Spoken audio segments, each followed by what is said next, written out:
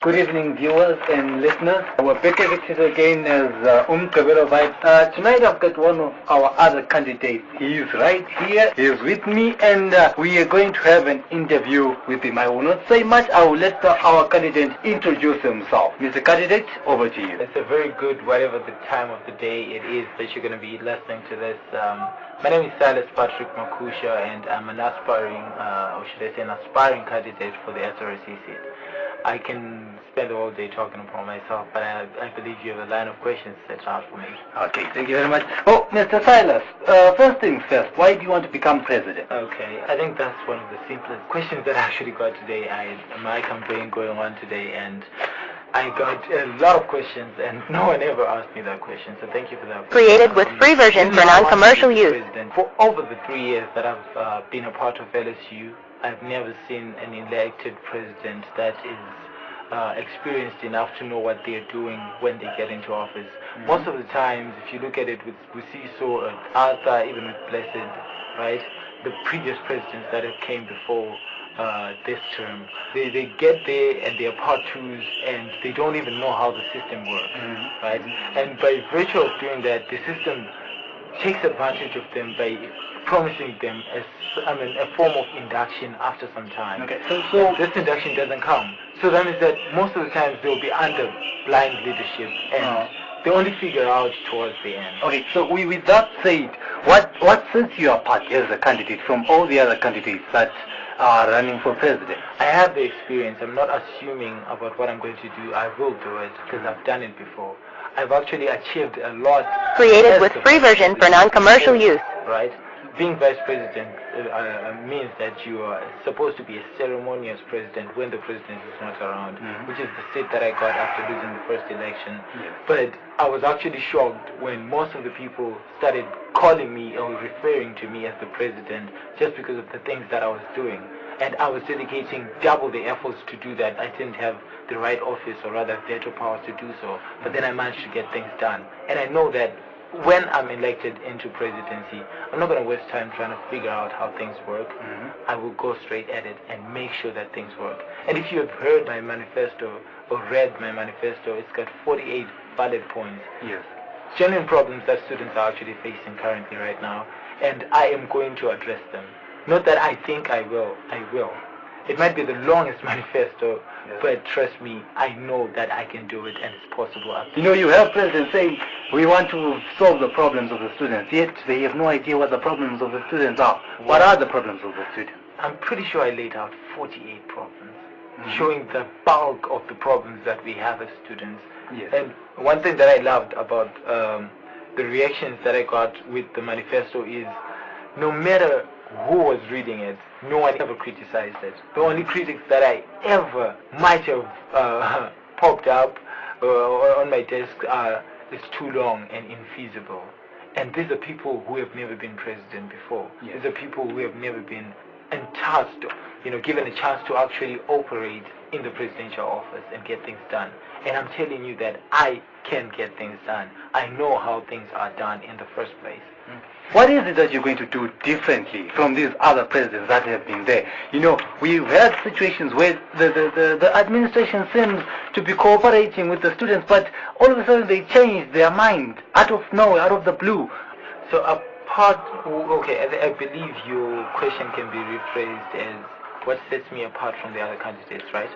So now, that other way? Now that we have redefined it like that, what actually makes, or rather sets me apart from the other candidates is I'm the only person who's not assuming that it's possible that it can be done. I'm the only person who is not putting a paradigm shift or who's putting their school of thought without thorough research.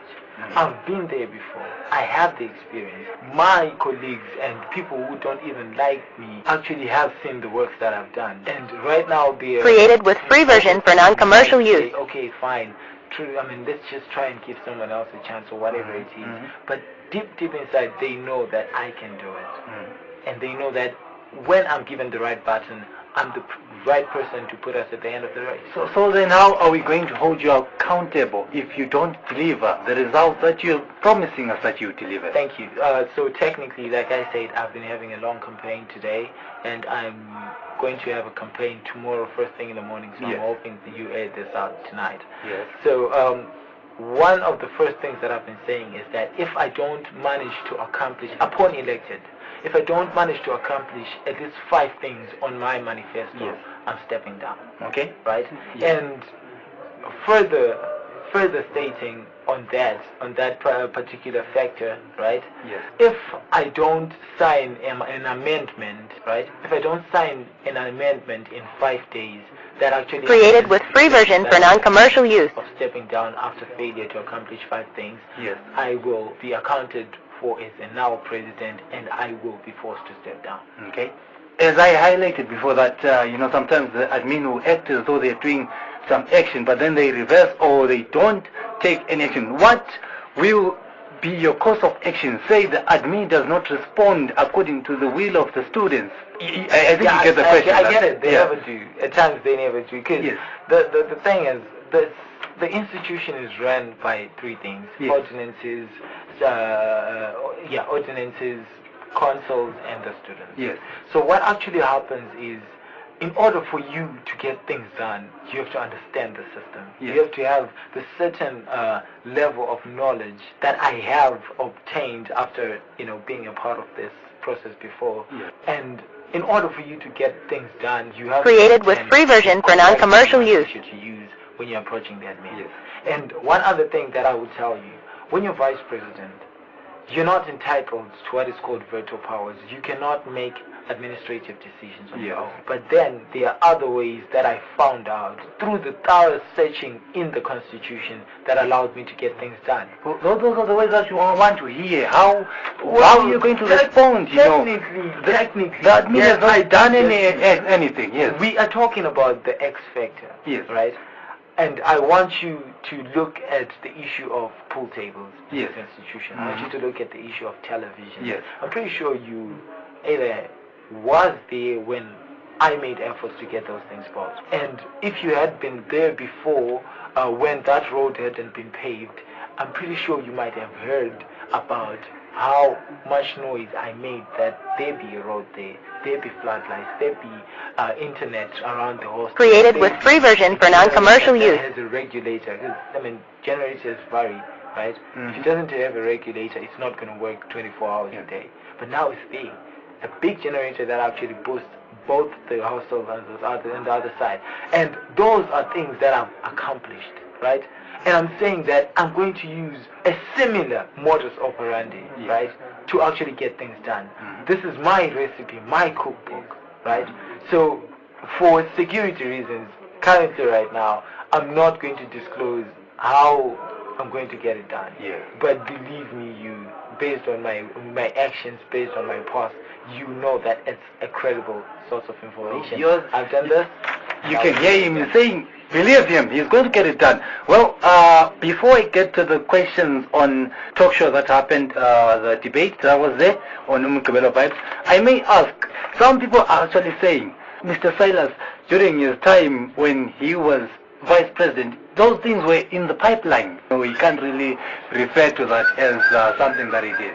So technically, that's what people who are trying to decampaign someone Yes. would say. Okay. They're Okay. looking for the shallowest point of view Yes. to hide behind. They're looking for the thickest finger they can find Uh-huh. to actually hide behind. But truth be told, if you've worked with me before, Yes. anyone out there who's listening to this, who has actually worked with me before, Yes. will tell you that in certain instances, when we had reached a brick wall, I used to make sure that Created with free version for non-commercial use. the president was there. I used to always get out of my way and make sure that there's a way, and it actually happens. And did you know that at one point in time I was threatened to be thrown out of school? I was Okay. threatened to be expelled based on the fact that I was overstepping. Okay. Right? And they were telling me that I'm doing other people's jobs. If the president wanted things to change, you could have done it that way. Yes. But then I made sure that whenever the administration said no, right, I would flip that O from the front part of the N to the back side, and Yes. it says it's on. Okay. Right? Which meant that whatever they might have said no to will be on. We'll Yes. be working towards fixing it because it's for the best of the institution. All right. Well, pertaining the Umgqibelo vibes debate that was there, I believe the people, they want to know, Mr. Silas, you were not there on the debate. Maybe if you can highlight, why was Mr. Silas not there? Was it because he was not told, or... I believe we communicated. Yes, we yes. have been talking, Yes. and this is not the first time we talked. Yes. And I believe I gave you a very, very sensible reason why I couldn't be there. And I wish I could share it right now over the radio, Yes. but I'm not going to share it. I will tell the people in person. So I know you might have been disappointed not seeing me there, and believe me, the reason had nothing to do with my eloquence or use of the Queen's language, because I think I'm pretty much comfortable with doing that, and it wasn't based on having this confidence on my manifesto, because believe me, it's the longest and it's been the most thoroughly thought about and talked about manifesto on social media and other medias right now. I apologize humbly. Created with free version for non-commercial use. You succinctly understand the nomenclature that I will use to explain to you, or rather to delineate and make sure that you understand that I just had not to be there on that weekend, and we might blame it on short notice or anything else, but it wasn't really about short notice. It was mostly based on priorities. I was presented with two solutions that were both going to help the institution and the students within the institution, especially on campus. Okay. But and like technically, I opted for the best one. All right. And I'm pretty sure that after they hear the reason why I wasn't here, they will understand. Okay, at least the people who actually understand, and not the people that are working hard to... Well, people, I believe you can hear Mr. Silas as he is speaking to you. You have heard. You're the ones who will decide to vote. Well, as I always tell you, and will continue to tell you, I'm an impartial person. I do not choose sides. I just want to make sure that you guys make the correct decision and choose the best candidate, the candidate that you guys feel you love. Well, Mr. Silas, you seem to be good with words. I'll leave you maybe to give closing remarks to our listeners and viewers out there. Alright, to all the listeners that are out there, I urge you to not take this process for granted. This is where you actually stand up and come together and make a decision on who your leaders are, a decision that is going to affect you in the near future. Because usually when things go wrong within the institution, it comes back to who you casted your vote for.